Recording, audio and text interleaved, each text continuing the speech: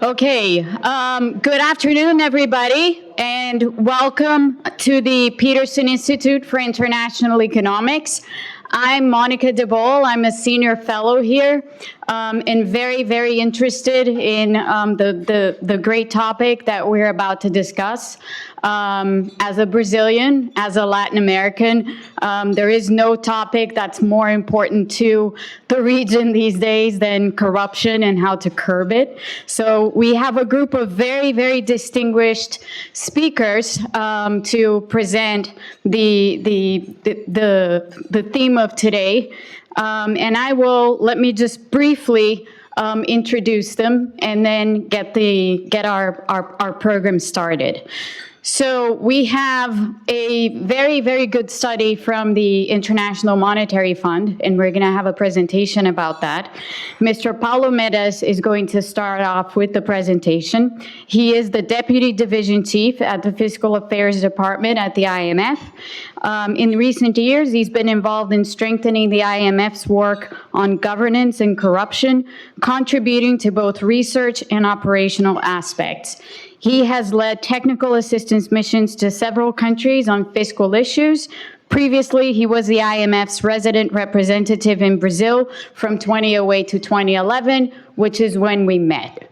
So I'm very happy to see him here.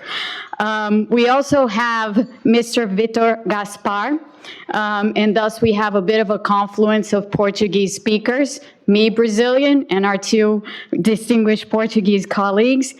Mr. Gaspar is the director of the Fiscal Affairs Department of the IMF, and prior to joining the fund, he held a variety of very senior positions in Banco de Portugal, including the most recently as special advisor. He served as Minister of State and Finance of Portugal during 2011 to 2013, and he was head of the European Commission's Bureau of Economic Policy Advisors during 2007 to 2010, and Director General of Research at the ECB from 1998 to 2004. We are also very pleased to have with us today Professor Susan Rose-Ackerman, who is the Henry R. Luce Professor Emeritus of Law and Political Science and Professorial Lecturer in Law. She has held fellowships in several distinguished institutions, and we are very, very happy to have her here to comment and to give her views on what's going to be presented. And finally, we're also very pleased to have Mr. Frank Vogel, who is the co-founder of two leading international non-governmental organizations fighting corruption, Transparency International and the Partnership for Transparency Fund. He teaches at Georgetown University and writes regularly on corruption for theglobalist.com, and he has more than 50 years of experience in international finance as a journalist and also as a World Bank official from 1990 to 2017.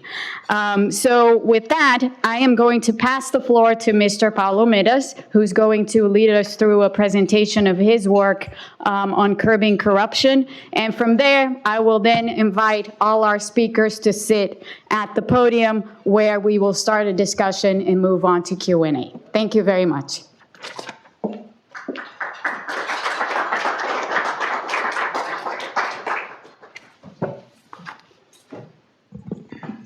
Okay, thank you very much, especially to the Peterson Institute for the opportunity to present today the analytical chapter of the new Fiscal Monitor. This has been the work of a large team in the fund, and I have the pleasure to present the outputs. The theme, as been mentioned, is how can we help governments curb corruption? Why do we care about corruption? I think this picture already gives you a sense. So you can think of corruption in government as a house with rotten pipes, with leakages. So you have governments where taxpayer money is supposed to be directed through pipes to the different objectives on education, health, on building roads, but it turns out part of this money is lost to corruption through several leakages. But it's not just about the money that is lost. It's also about the fact that corruption distorts policy decisions. So decisions may be taken not because they are in the interest of the country, but because they are of kickbacks, opportunities, or bribes, or other types of corruption.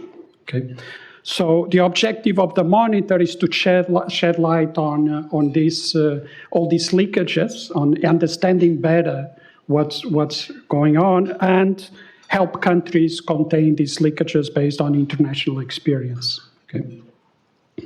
So in the presentation, I'll do a brief summary of the work that is discussed in much more detail in the Fiscal Monitor. I'll go first over corruption government and trying to understand channels and fiscal costs.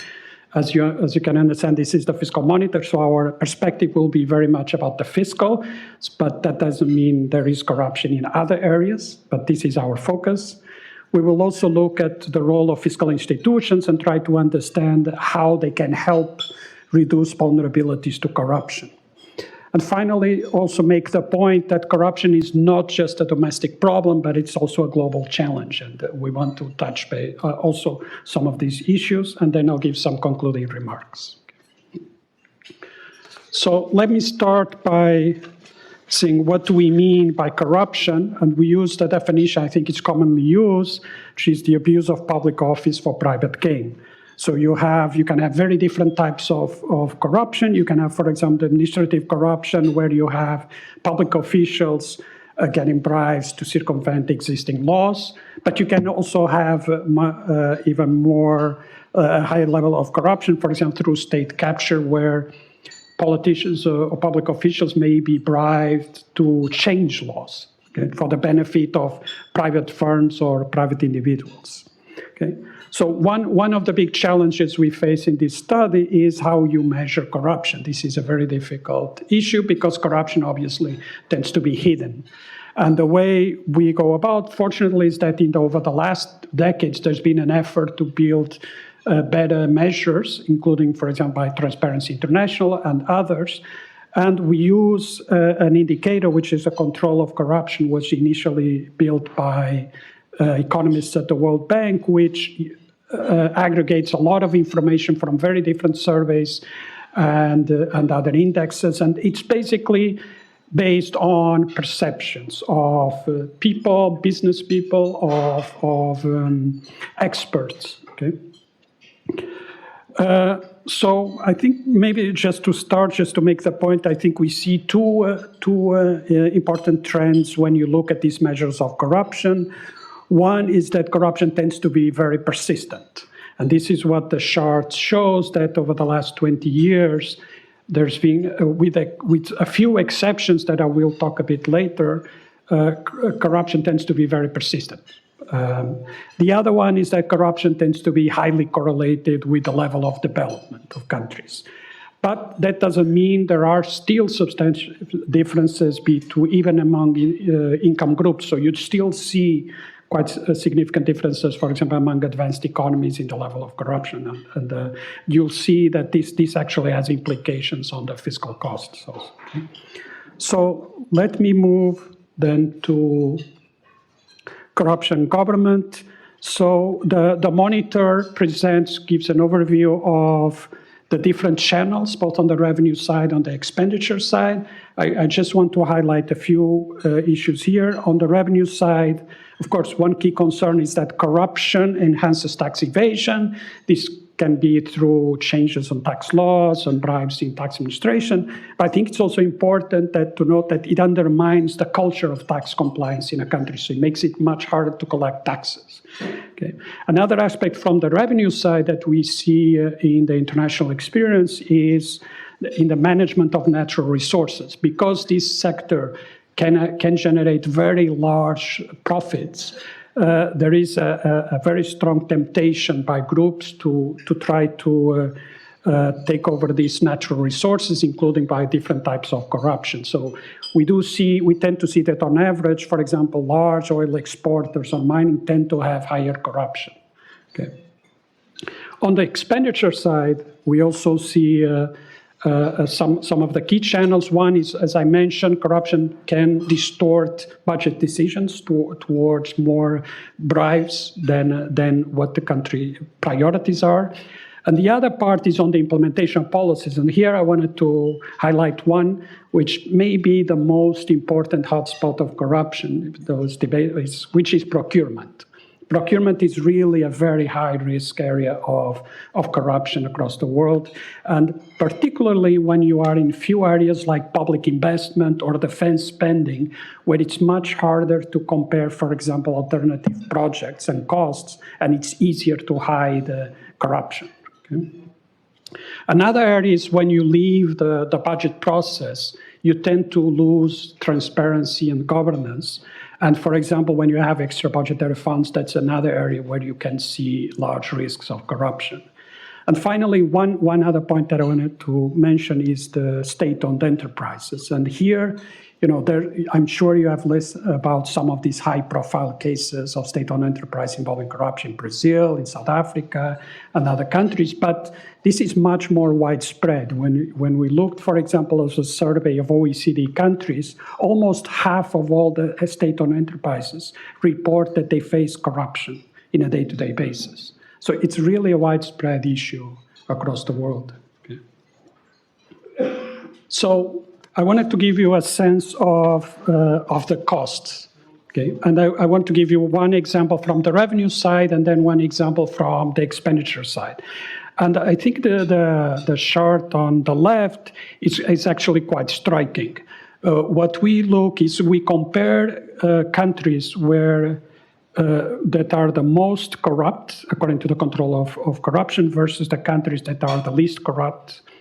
And on average, you see a difference of 4% of GDP in less revenues among the most corrupt. And this is not just a problem of low-income countries. This is also among advanced economies. You see this in each income group. It's really striking. With a simple average, you see these large differences. We also do, and we show the results in the right, more in econometric analysis comparing for other factors. And you see a very similar pattern. So I can tell, for example, on the cross-country analysis, which gives you the long-term impact, we see that a one standard deviation control of corruption leads to an increase in government revenue of 4% of GDP, almost 4% of GDP. To give you a bit of context what this means, if you look at the last 20 years in the first chart I showed you, and the average for the countries that improved in the control of corruption, if we replicate that to all the countries today, so all the countries had a similar improvement in control of corruption, this would generate $1 trillion more in revenue globally. So each country would be able to increase their tax revenues by more than 1% of GDP, only replicating the increase in corruption, in control of corruption of the last 20 years. Okay? So it's macro relevant, and that's why one of the reasons the fund is looking at this. So on the spending side, we see similar patterns. So we see, for example, one of the areas we looked is public investment, and we have constructed a measure of public investment efficiency. And what we see is the more corrupt countries tend to have less efficiency or more waste in their public investment. Again, this can be quite substantial. For example, if you look at emerging markets and you compare the most corrupt versus the least corrupt among emerging markets only, the least corrupt have half of the waste in public investment. So again, it's a significant amount that you see across the world. And we see a similar impact of corruption on the quality of policies, and here on education, and here is measured by test scores. And again, we see that the least corrupt countries tend to have higher test scores for school-age students, and this is this correlation is robust to controlling for other factors, including by the level of income. Okay? So the evidence seems to suggest there are significant costs to corruption. To the activities of the government. So let me turn to the other aspect that we dedicate time in the monitor is to try to understand the role of fiscal institutions. How can they help reduce the risks to corruption? And here we because of the difficulties in measuring and analyzing the impacts, we took different methodologies. We look at both country cases, at micro cases where there were specific measures, we can see the impact. And then we also do at the macro level cross-country regressions to see the impact of these institutions. And I'll start by showing you the cases of countries that had large improvements in corruption, in control of corruption in the last decade.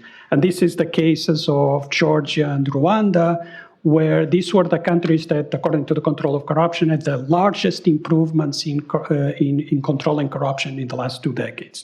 And you can see that the improvement in the control of corruption was followed by a very large improvement in government revenues. Okay, which was quite striking, especially in Georgia, where you have a more than doubling increase in tax revenues. Okay? So how did they achieve this?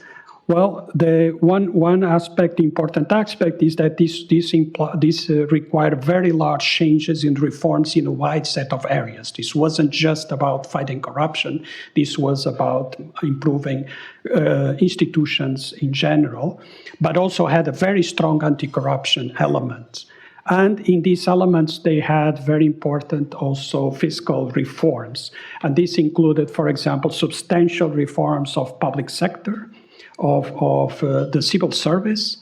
And they also had significant reforms on tax policy and tax administration. And Georgia was a case where you had a big simplification of the tax code, a reduction of tax rates, and the reduction of number of taxes. So this was a country where they actually cut tax rates and they had a massive increase in tax revenue. Okay. In Rwanda, we also had significant improvements in tax administration.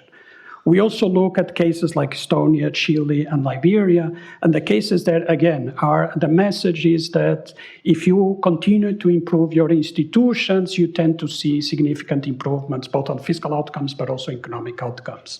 And in all of these cases, you also see very strong political leadership pushing for these reforms. Okay?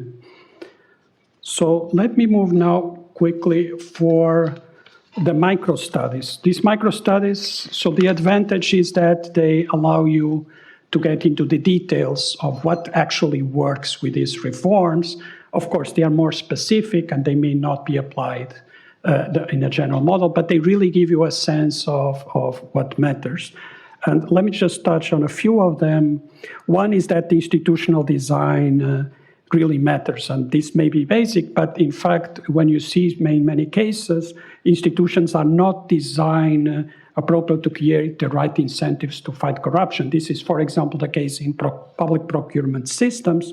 In most countries, they are not designed to fight corruption. So you need to create the right incentives, and the studies show they can have significant impacts. For example, countries that adopted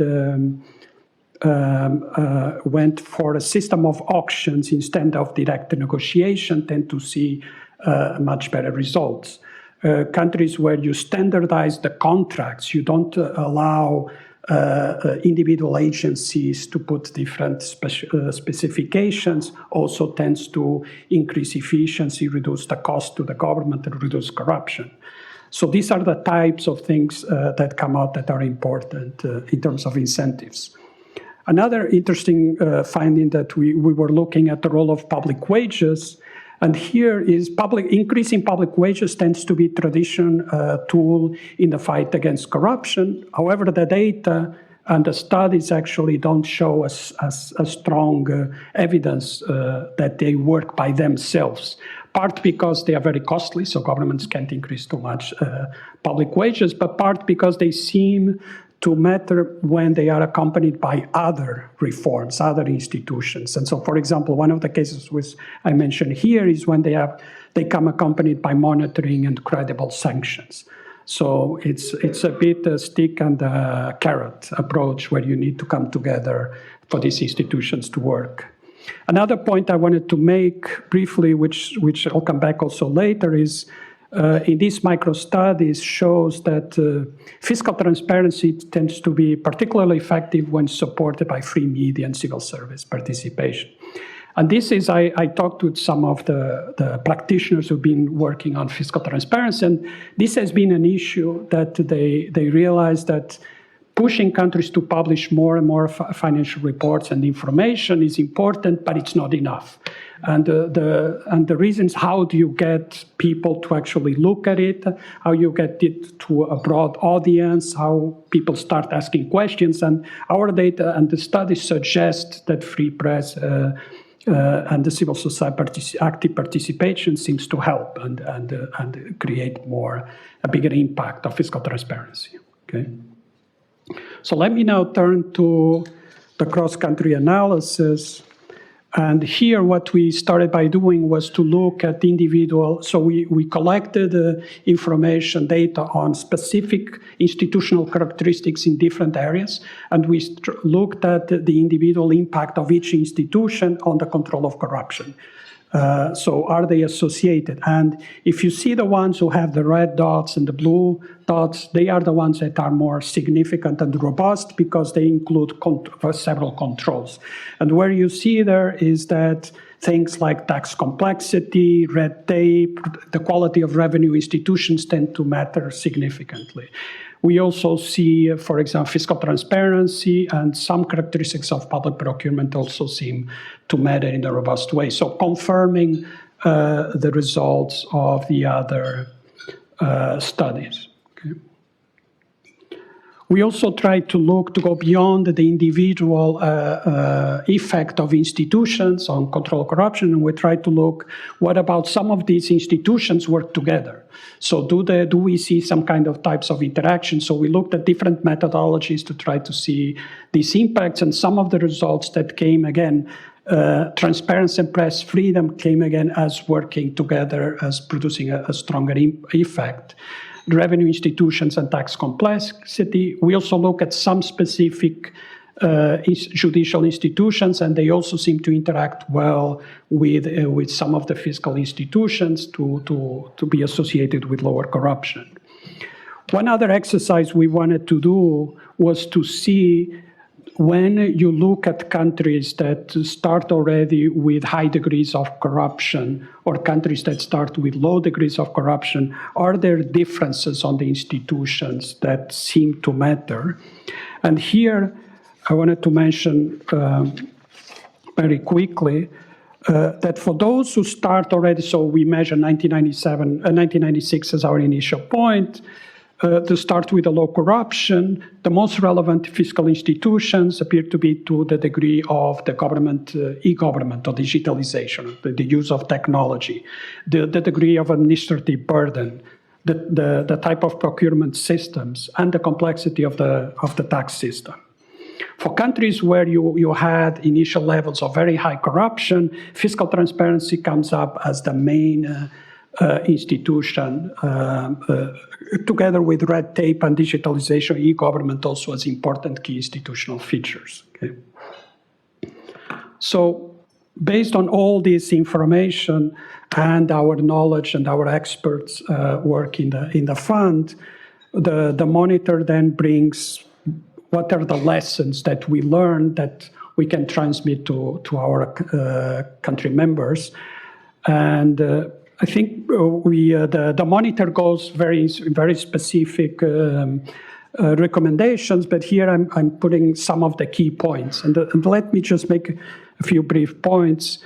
One is that developing strong institutions that ensure integrity and a high degree of accountability has proven to be a challenge for many countries. Okay, so it's not basic. It really takes time, work, and it takes the need for strong political will during a long period of time. So this has been a challenge for developed and developing countries. It's not just about one group of countries. So let me give you some examples where countries have struggled the most in these types of institutions. One, as I mentioned before, is the system of public procurement. This has really been a big problem among all countries, but we are seeing some initiatives that seem to have some success.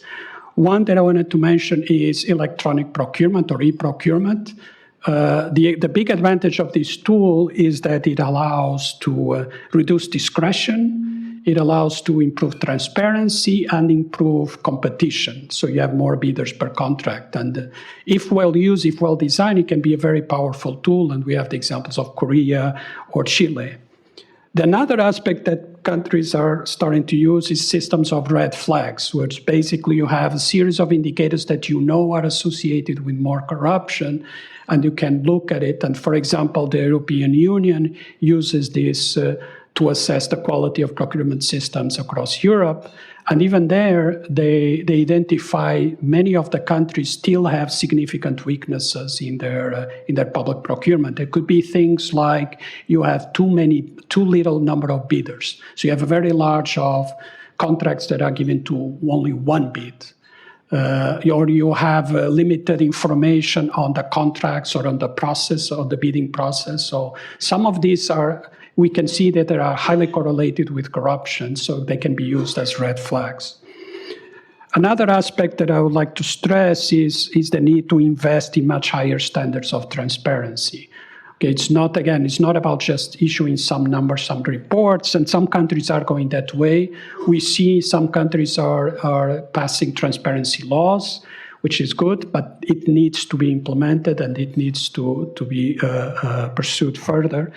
Also, some interesting examples come from Latin America, actually, where some countries are using technology to increase transparency. And for example, some countries are now, you can have access in the web to their individual projects, infrastructure projects, and see how much money was spent, when, how long it takes, and actual pictures of what is being done. And I can tell you one of the countries that I worked with, this created a lot of problems because, for example, in one case of a bridge, the website showed that 120% of the budget had been spent, but there was no bridge. There was only a big hole.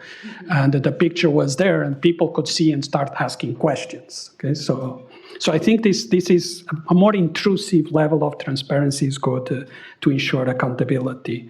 Another aspect I wanted to mention is the internal and external controls. And I think on the internal controls, I would think it's fair to say that the private sector has advanced more than the public sector. There's still a lot of work to do to improve the accountability and the internal controls and audits in public agencies. And this is throughout both developed, and developing countries. And one of the areas we always hear as example which is a difficult area, we have to acknowledge, is on the defense spending. This is really a very complex, where there are reasons for some degree of secrecy, but there's also a need for much more control because in some countries they represent a big budget. This is the case, for example, in many advanced economies, including the US, where an audit, for example, the Defense Department in the US has shown significant weakness in internal controls. Okay? Also, but the other side of the internal is the external oversight. And here we also see still significant weaknesses, for example, regarding the independence and the capacity of external auditors to fulfill their mandates. And this is especially problematic in emerging markets and low-income countries, and it remains a big problem. Okay?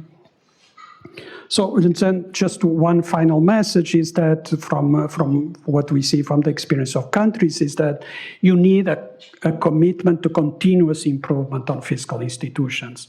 In part, this is to keep pace with technological advances, but also to keep pace with very creative corruption.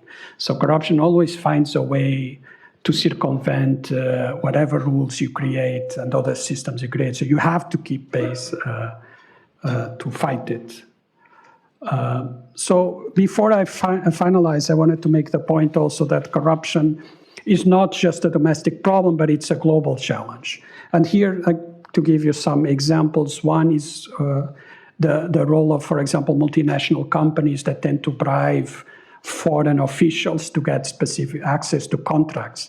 For example, what the chart shows you is that actually these bribes are mostly associated with fiscal activities, are companies that are trying to get privileged access to public procurement or customs or licenses or preferable tax treatment.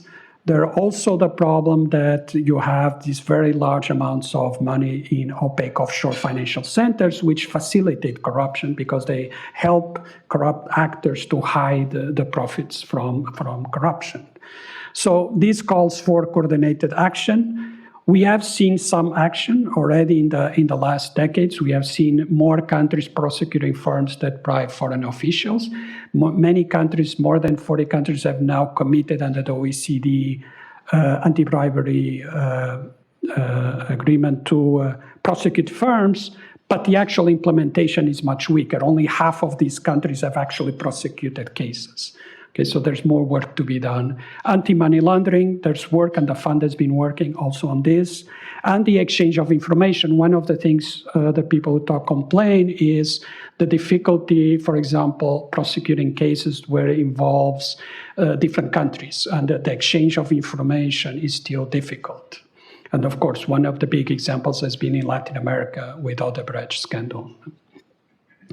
Now, the other component which we think is important and relates also to the fund work is the dissemination of best practices and codes by international financial institutions and donors. And that I will let my director talk more in detail about this. So let me then to finalize my concluding remarks. So curbing corruption is challenging, is difficult, but can bring very large benefits in terms of recovering lost revenues, in terms of reducing waste, and in terms of getting better policies. Political will is critical, but to have enduring gains, you need to invest in good fiscal institutions. This is absolutely essential for integrity and the accountability of the governments, and to ensure, gain the trust of citizens. Okay? And finally, as I mentioned, corruption is also a global problem, and we need to take more steps to strengthen international cooperation. Okay? So I'll leave you with our last pictures, and I hope I convince you to read our chapter. Okay? Thank you very much.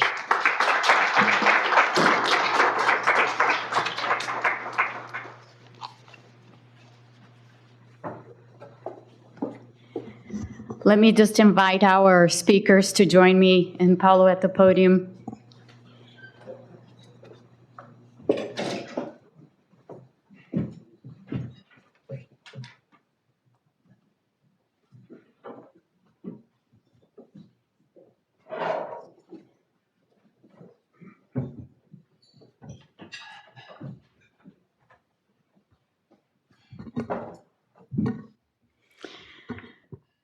So thank you, Paulo. That was a very, very interesting presentation. And I think there are lots of us with questions and issues in our heads. But before we open up the floor to questions from the audience, let me give a chance to our other distinguished guests to give a little bit of their take and their views on the issues presented and on broader political economy issues related to corruption.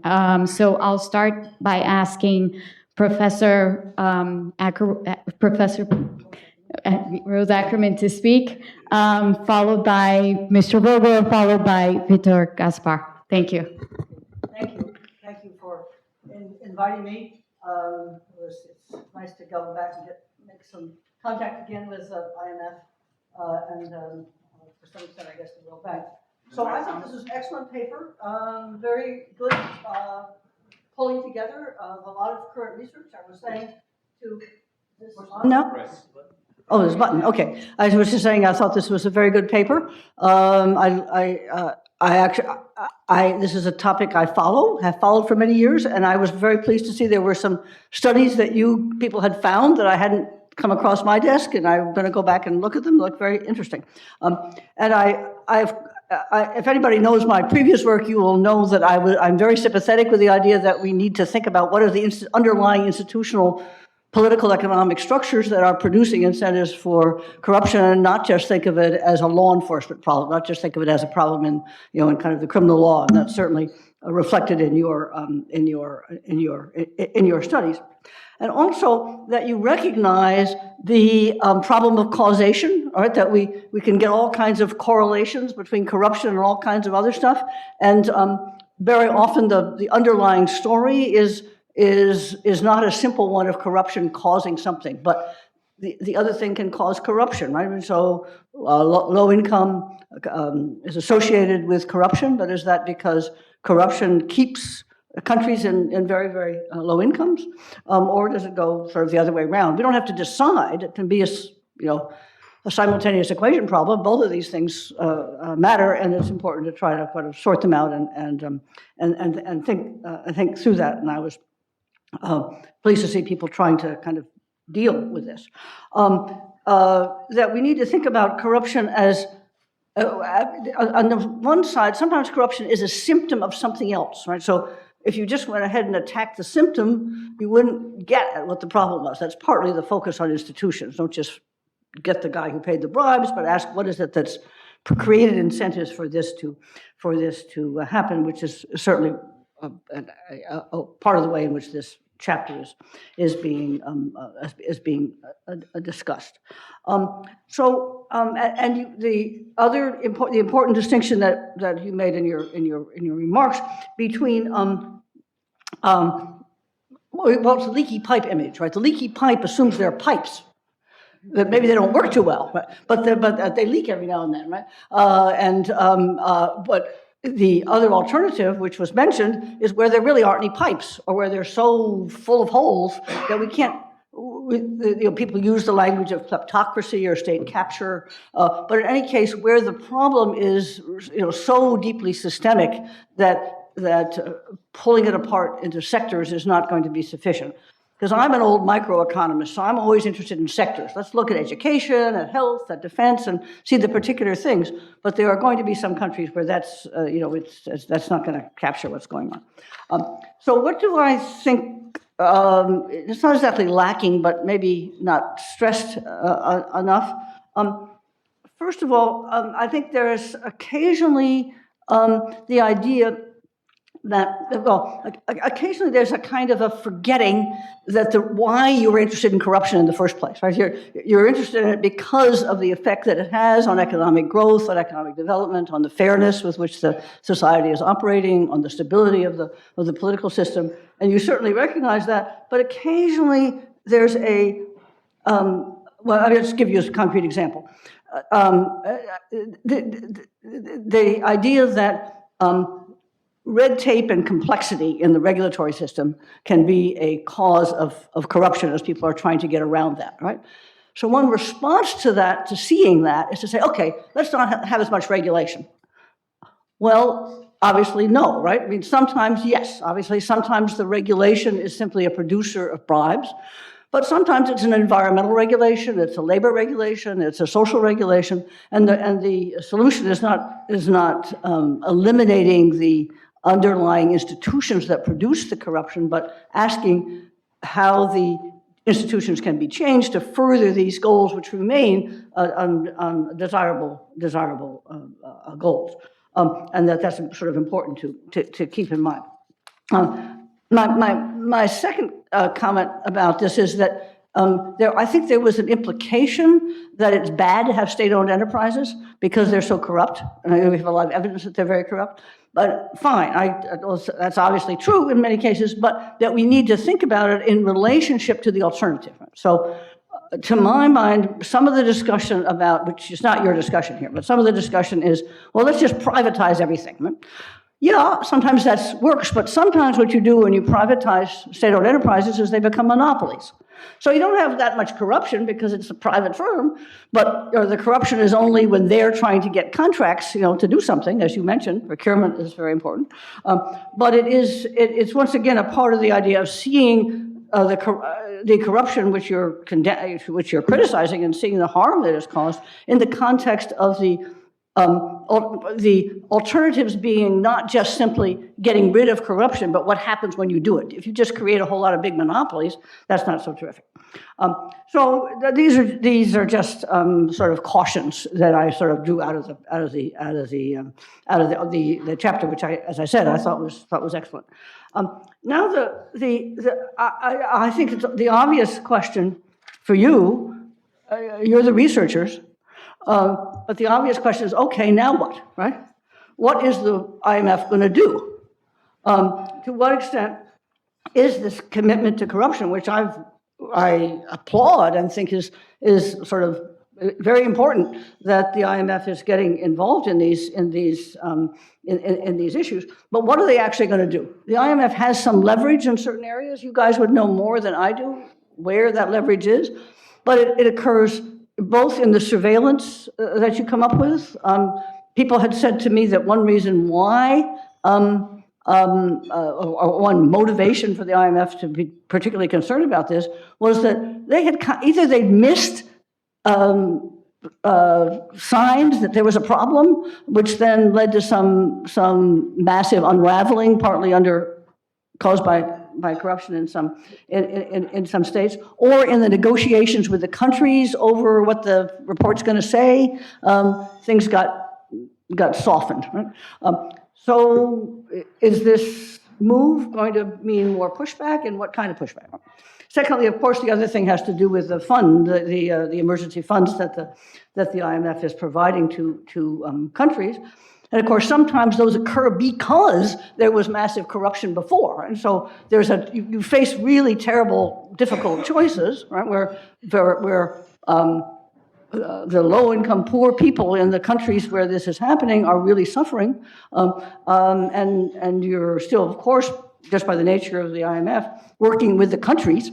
How do you think about that? I would be interested in how that happens, how that conversation goes. And I assume that part of the idea of taking this issue in a much more straightforward way than perhaps they have IMF has in the past implies that on both of those dimensions there's going to be some more struggle. And third, about the global financial stuff, which I think is very important, and I would assume it's a place where the IMF has some leverage. I was just, by luck, reading a colleague's paper about vulture funds. Right? And so what about vulture funds? Which have bad odor, but sometimes the information that comes out in the lawsuits that they're bringing is relevant, at least at a set of data, kind of understanding what's going on in a particular case where the beneficiaries are these vulture funds as opposed to the people. But whether it provides any kind of help or warning to the IMF itself in thinking about other cases where this kind of a problem both where that kind of a problem can exist and where the information about the kleptocracy that's gone on in the past can have provide some input in the way in which the fund is dealing with that country and other countries going forward. So that's enough to put on the table, I hope. Thank you. Thank you. Wow. Okay. How do you follow that? Good afternoon. First of all, thank you very much for inviting me. And congratulations, Vitor and Paulo and the team on this paper. Over many years at IMF events and even sometimes here at the Peterson Institute, I have felt a bit like the unwanted guest who came to dinner, who with great humility and temerity would stand up in the Q&A and say, "What about corruption?" And the panelists would look at me in aghast and astonishment for even raising the topic. So here I am. I'm actually on a panel and we're discussing corruption. Thank you. Thank you for having me.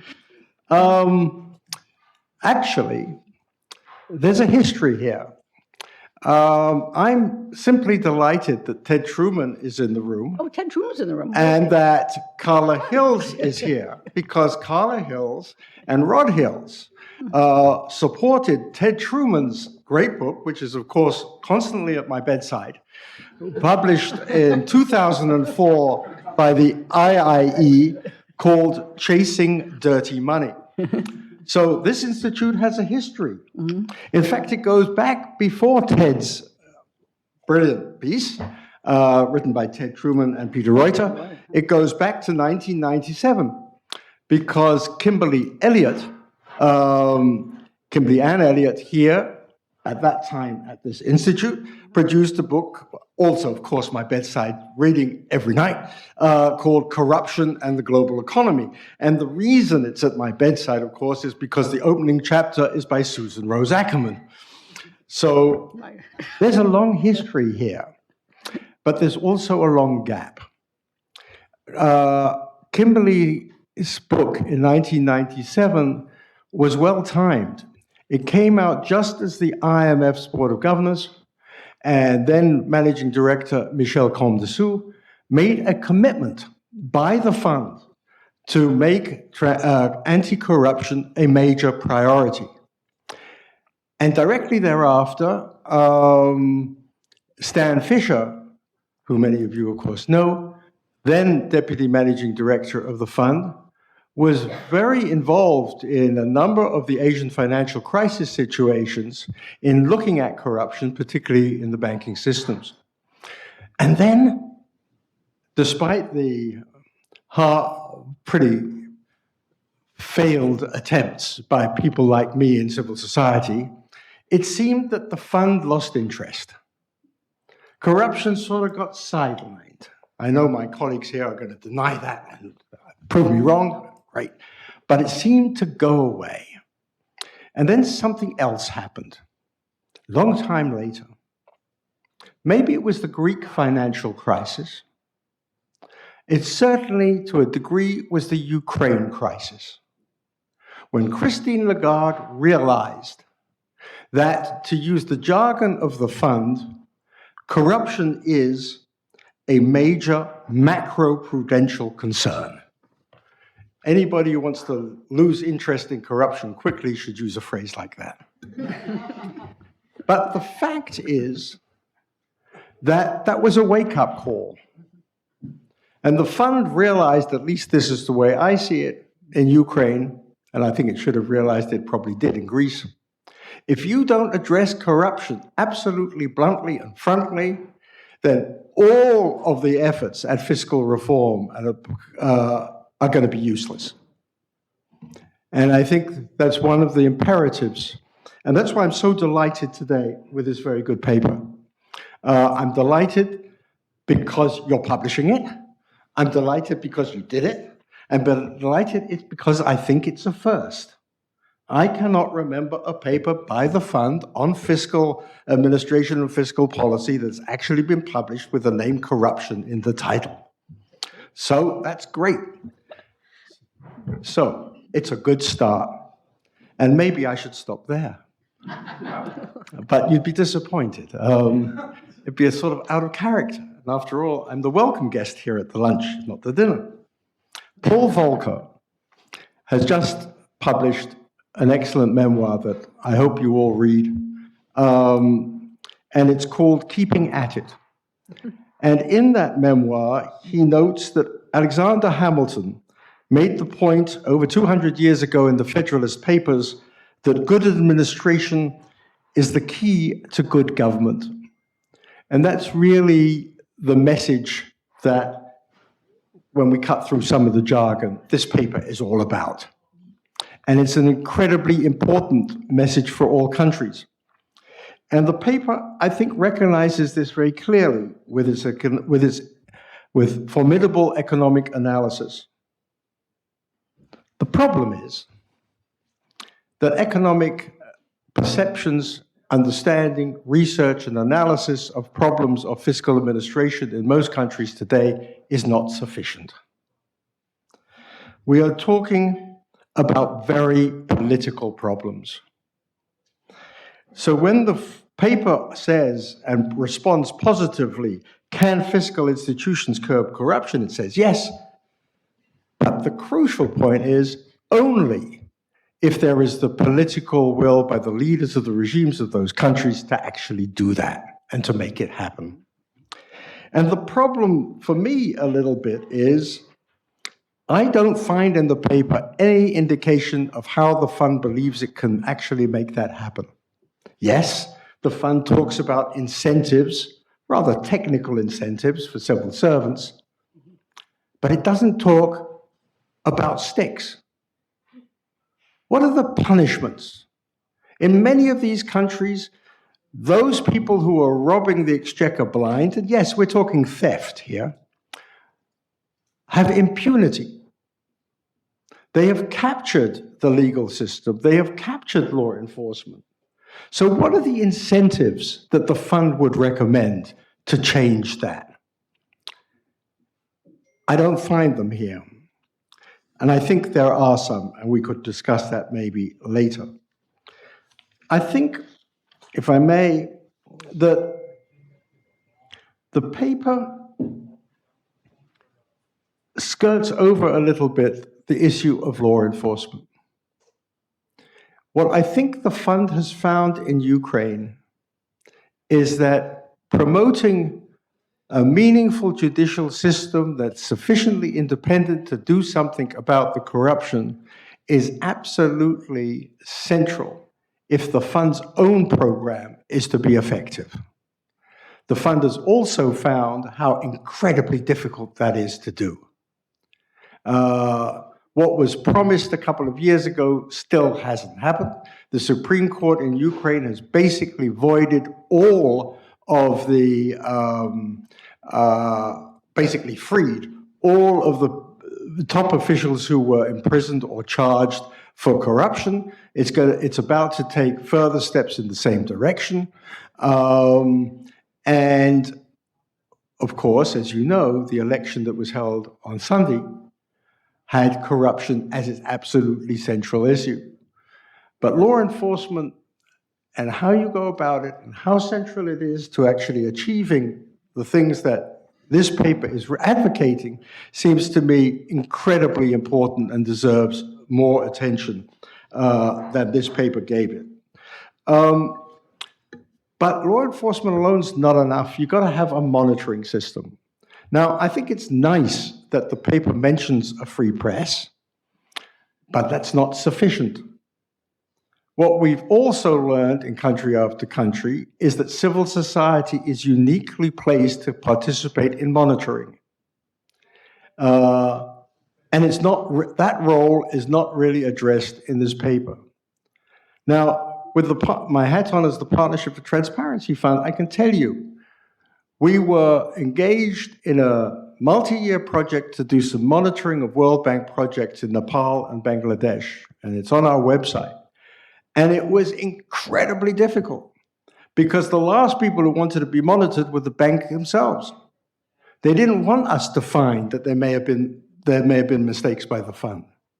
So despite all the rhetoric coming out of the World Bank about citizen engagement and working with civil society, we actually have had a case where, funnily enough, we actually used retired World Bank people to help do this monitoring project. Nevertheless, we were time and time again tied up in bureaucratic knots as we tried to do it. The fund has to get real here too. The fund has to understand, as it has started to understand in Ukraine, and I think the fund should be commended for this, that working with civil society to monitor what goes on is important, and that e-procurement doesn't work if an independent group with the public interest as its first priority is not actually monitoring how it is actually applied. Let me make 3 final points, because I know you're waiting for the whole discussion, and so let me not hold that up. 3 final points. First, on state-owned enterprises. One of the key points I think that needs to be emphasized, I like the section on state-owned enterprises. I think the paper is very good on that. I like what you said. I think the examples you've highlighted are right. But state-owned enterprises are very often piggy banks for political parties in power to get the cash to finance their own election campaigns, which means that the way in which very often SOEs are used in many countries in the terms of corruption is not just about the theft of resources which are then shipped overseas or kickbacks by the Odebrechts of this world. It's used as an integral way for those in power to secure their further power by robbing essentially funds that they consider to be easily available to finance political elections and even rig those elections. And that takes us deep into politics. How the fund is going to address that, I don't know. Vitor is going to tell me in 2 minutes. But I think this is crucial. And two more final points. One, I can't emphasize enough how important the paper is on natural resources. And we constantly talk about this, I'm afraid to say, in terms that don't adequately address the humanitarian issues. Nigeria is enormously rich in oil, and it has the third highest infant mortality rate in the world and a life expectancy of 55. And 20 other sub-Saharan African countries that are resource rich have similarly deplorable data. And I would just emphasize that I think there needs to be more attention to that aspect of the whole equation than just the question of financial flows. And finally, as my time has run out, I'm delighted that at the end you mentioned defense. But I haven't had any success over very many years, endless IMF press conferences where I've tried to raise it, about the question of the budgets of the military in many of the countries. At least publicly, the fund is extraordinarily respectful of national governments when it comes to their defense budgets. And many countries put all of those defense budgets in a black box called national security, which is absurd. Sure, there are some parts of it that should be legitimately a national security. But when military governments are buying weapon systems from the West and then selling them off to terrorist organizations, or when military governments, the military is increasing its power by vis-a-vis the civilian government, as we see in Pakistan or Iran or many other countries, by simply cooking the books on how much funds they need for the ghost soldiers that they supposedly employ, we have big issues. And you can't talk about sound fiscal administration if you don't include the defense budgets. And so I hope that in the next iteration of this paper, you will do that and draw on the fund's own cases to do that. But in conclusion, congratulations again on a fine paper. And again, thank you for having me here. Thank you very much.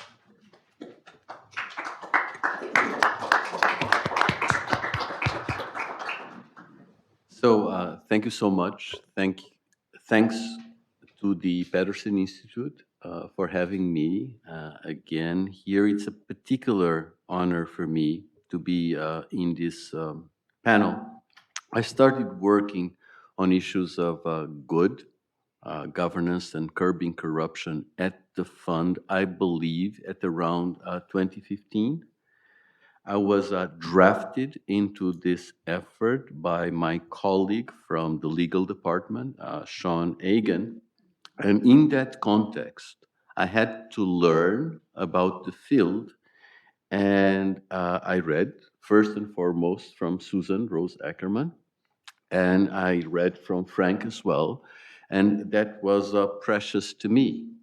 I also read from earlier work by the IMF, and my deputy director, Sanjeev Gupta, basically insisted you have to read Governance, Corruption, and Economic Performance, edited by Sanjeev Gupta and George Abed, because you will find everything there.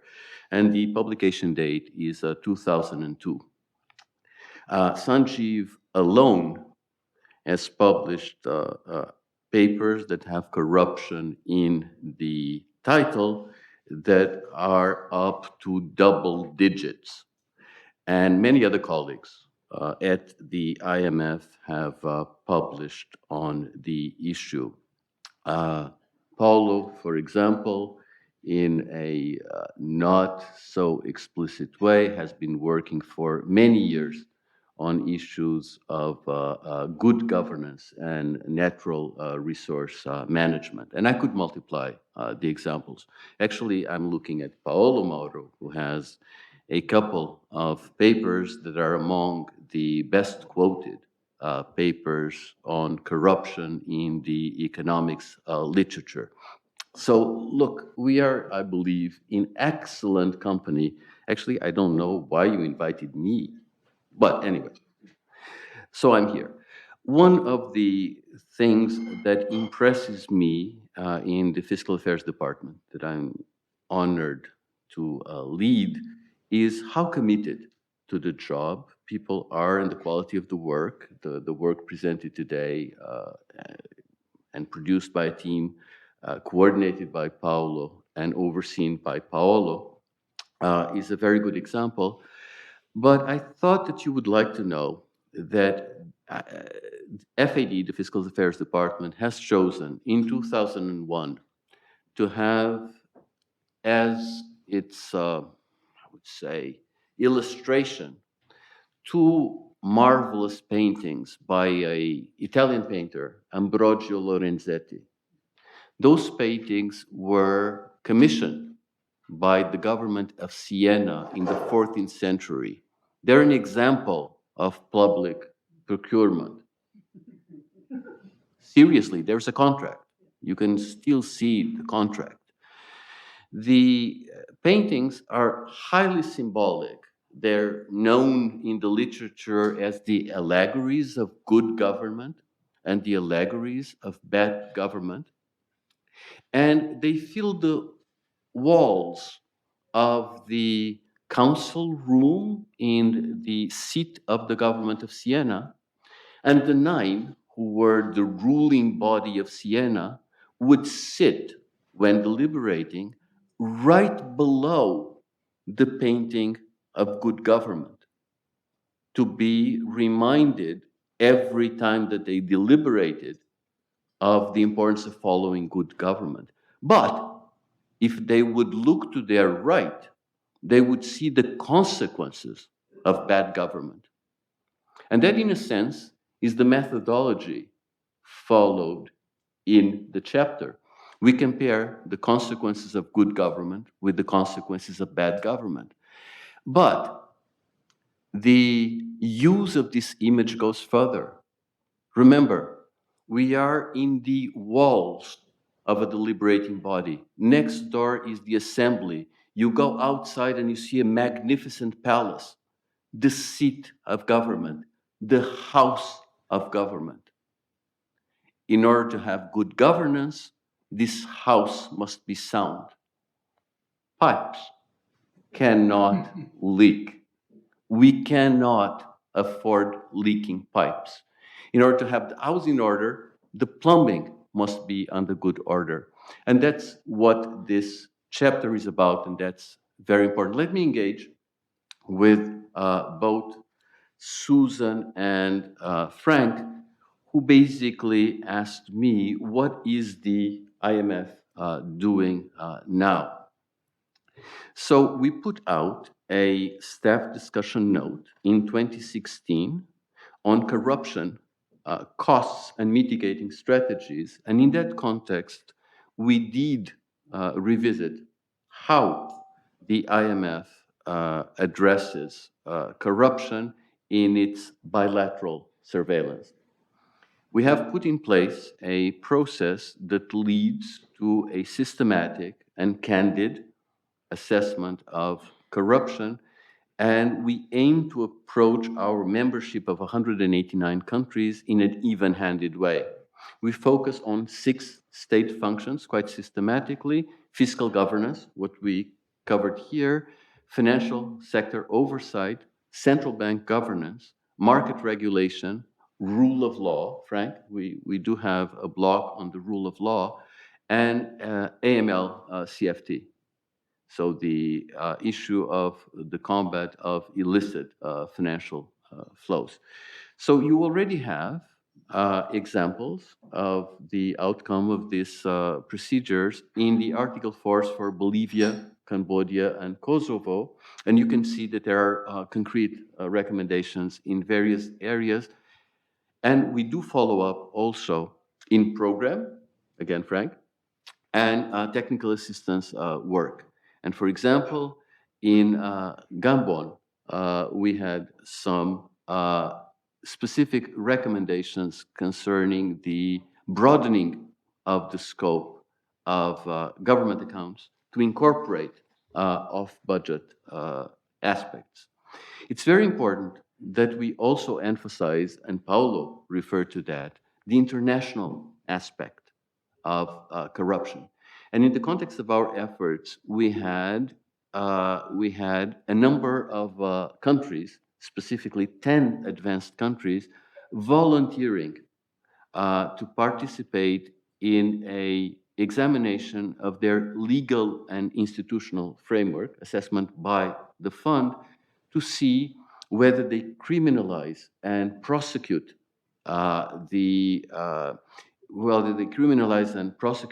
foreign bribery exactly as Paulo indicated. And again, the point to retain is that progress has been made. In some dimensions, progress looks promising, but a lot, really a lot, remains to be done, and we need political will to do it.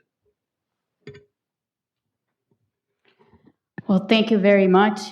This has been a very cogent discussion on extremely timely and serious issues. I will now open up to questions from the audience. I will ask you to please state your affiliation and please make your question into a question, as Adam always says. Before, however, I do that, and there's a roving microphone here at the front, so please raise your hand, or if you're sitting at the back, there's the back microphone to use. Just one point on the political aspect of corruption. I can't but mention that in a lot of countries around the world, and in particular in Latin America, one of the main problems in dealing with corruption overall is just the system, the political system that we have set up in those countries. Namely, they are minority presidencies where presidents have to consistently build coalitions. And in the process of building these coalitions, which tend to be highly unstable, there is a process of coalition building which inevitably involves not just pork, as we understand it, but many, many times corruption, outright corruption. And this is an issue that is extremely, extremely hard to deal with. So I do commend the fund for the effort that our colleagues are making in delving into these issues.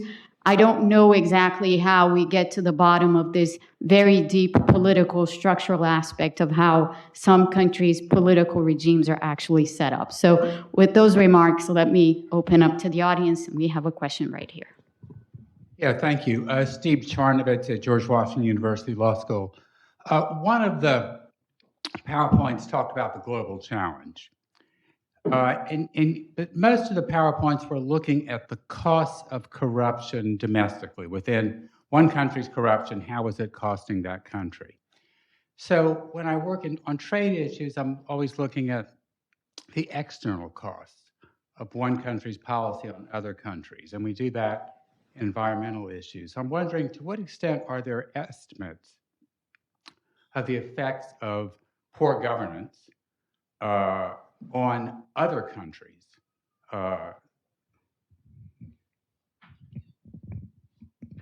Thank you. Anyone? The people who did this report should answer, but let me just say one thing. There are certainly, there have been, well,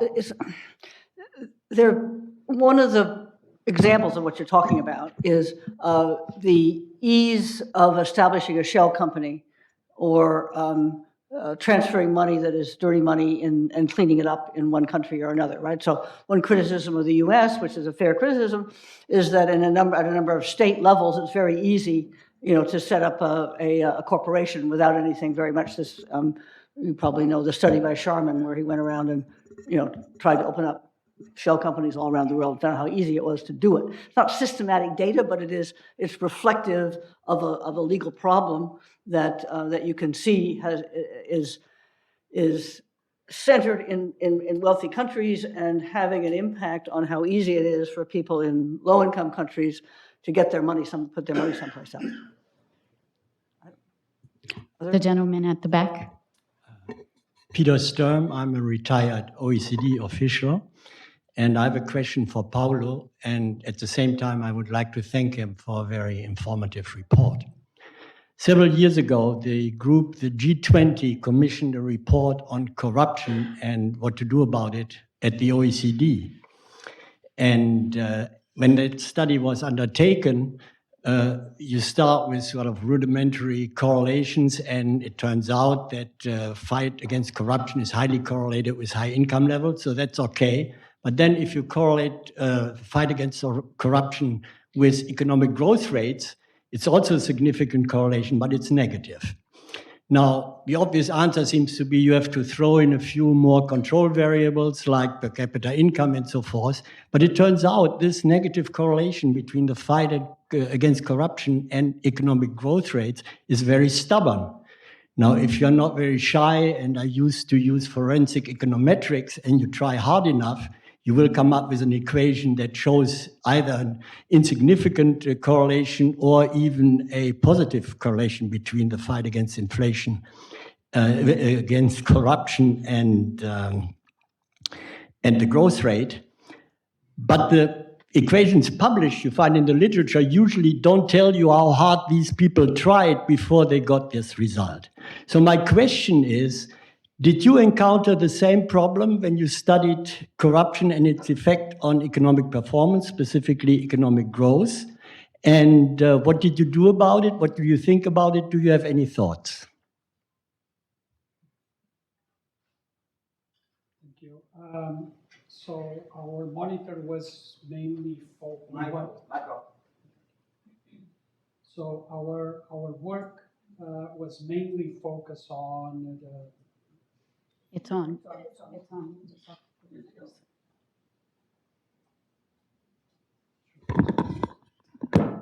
Okay, thank you. So our work was really focused on the impact of corruption on the fiscal and policies and collection of revenues and efficiency of spending. So we were not focusing on the aspect of economic growth, even though we do think if corruption impacts public policies, eventually has an effect on economic growth, on inequality and others. So we didn't specifically look at your issue. This was actually looked at a board paper that the fund published in 2018, where there was a lot of work done on trying to identify the relationship between corruption and economic growth and for example, FDI. So and they did find some results that's linked corruption to GDP per capita. But in our report specifically, I think we had to struggle with the point that Professor Ackerman mentioned, that because corruption is highly correlated with the level of development, it's not easy from an econometric aspect to actually establish precisely causality. So this is a problem we faced, and we had to deal with it. And part was trying to include other controls and trying to different methodologies, but also looking at the micro data and the country cases, because that gives you information on whether specific policies or specific designs of institutions actually have an impact on outcomes on the institutions. So what we tried was to complement the evidence on the macro and the econometrics, which gives you robust associations, with investigating the micro and the country cases to get a comfort on the aspect of causality. But this is an issue, I agree, in the literature. Just a sentence to that. It's exactly, I think you said it's exactly right, because the problem, of course, with the cross-country data is you don't know what it's standing for. I mean, it's one number that's capturing something about the relationship between the state and the private sector, but exactly what that is, you don't know, right? And so to bore down and at least say, okay, let's see what sectors seem to be particularly a problem seems to me an important thing to do. Yeah. So we are running out of time. We have time for one very, very brief question. Very brief. Okay, yeah, no, I mean, it's really a follow-up, Jacob Kierkegaard here from the Peterson. It's really, I guess, a kind of a follow-up on the previous question. how about going up? No, it's really a question, a follow-up to the previous question, which goes to this issue that, if you look at, take China, right? China is a deeply corrupt country by almost any metric, and yet it grows really rapidly, right? And surely the biggest driver of both, government revenues is growth. So how do you account for that? And is the issue really one of regularized corruption, or is it the sort of unpredictable roadblocks storming by tax authorities of corporate offices? But if you have to go, or if all you need to do is go to the local party boss with a suitcase of money and all your problems are solved, I mean, this is kind of what Susan alluded to. Is that really a problem in the aggregate? Or you could even go all the way and just call it campaign contributions, right? Very briefly, we've struggled for many years at Transparency International to really look at what is the cost of corruption in terms of GDP. We haven't found a single study that really convinces us. And that's because corruption works in the dark. Mm-hmm. So much of it is criminal, so much of it is secret. If we knew all of the data and all of the factors, we might be helped. The argument on China is very simple. Imagine what its growth would be if it didn't have corruption. What we find, and where it's important to us, is to look as far as we can at the micro side. We can measure very clearly. You go into a hospital, and you compare several hospitals to one another, and you look at the comparative pricing, and you can see exactly what the cost and the price of corruption is. But the further you go up, the more general you become, the fuzzier the data becomes, the fuzzier the figures. What we do know is what this paper so obviously has, and so clearly has stated. Of course there's a huge cost. We know that. And the cost on trade alone is staggering.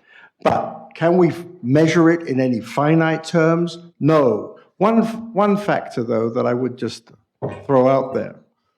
We start to get some sense of just some aspect of all this when we start to try to quantify the scale of illicit financial flows. And so much of that is related to mispricing in trade, but so much of it basically comes from theft of public funds. And there's a lot of work that has been done in that and continues to be done in that, and a lot of very good work in that area, going right back to Ted Truman's book. But thank you. Yeah, sorry. Yeah, 1 minute. Very quickly. So in the 2016 staff discussion note, we tried to tackle the economic costs of corruption, broadly speaking, through the lenses of state functions. How does corruption affect the ability of the state to act in a way that helps sustainable and inclusive growth? From that viewpoint, if you go now to the chapter, you actually see that when governments are corrupt, that affects significantly their ability to invest in people and infrastructure. The more corrupt countries have less spending on education, they have less spending on health, they have poorer infrastructure. If we believe that investing in people and infrastructure is crucial for sustainable inclusive growth, you have a very persuasive link. Exactly how it works quantitatively and econometrically, well,